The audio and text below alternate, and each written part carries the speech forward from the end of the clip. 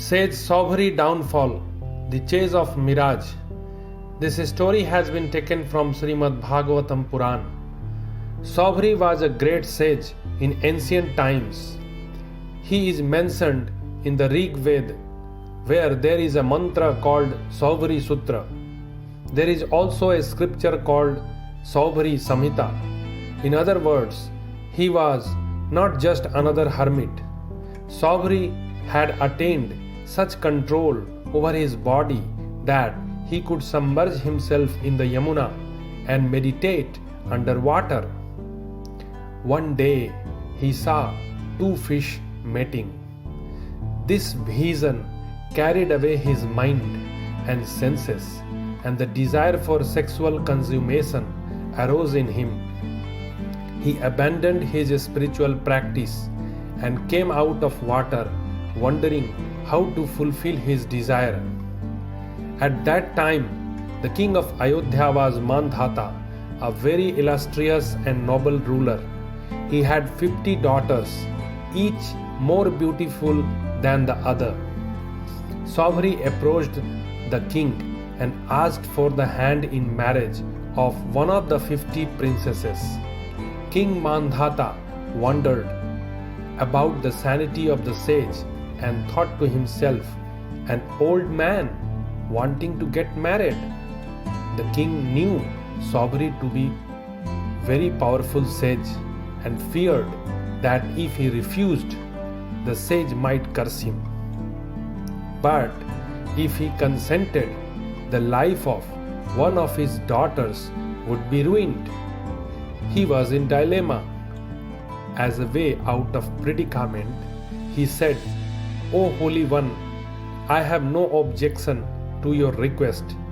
Please take a seat. I shall bring my 50 daughters before you, and whosoever chooses, you will become yours in marriage."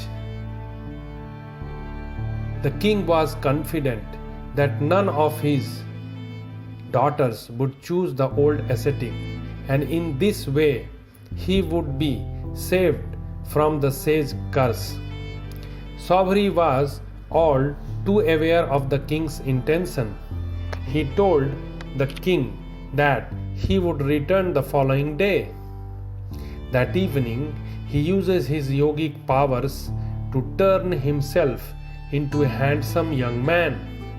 Consequently, when he presented himself at the palace the next day, all the 50 princesses chose him as their husband. The king was bound by the word he had given and was compelled to marry all his daughters to the sage. Now, the king was deeply concerned about how sage Saubhari could keep his 50 daughters happy.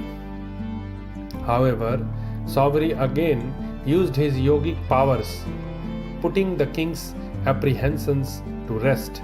He assumed 50 forms, created 50 palaces for his wives, and lived separately with each of them.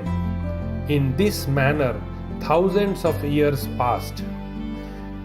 The Puranas state that Saubhari had many children from each of them, and those children had further children until a tiny city was created.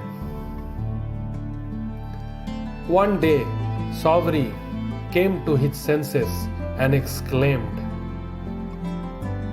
"Aho imam pashyata me vinashan." O humans, those of you who make plans to attain happiness through material acquisitions, be careful. Look at my degradation. I used to sit in samadhi in Yamuna. One desire arose, and to satiate it, I created 50 bodies by my yogic powers, living with 50 women for thousands of years, and yet the senses did not experience fulfillment. They only kept hankering for more.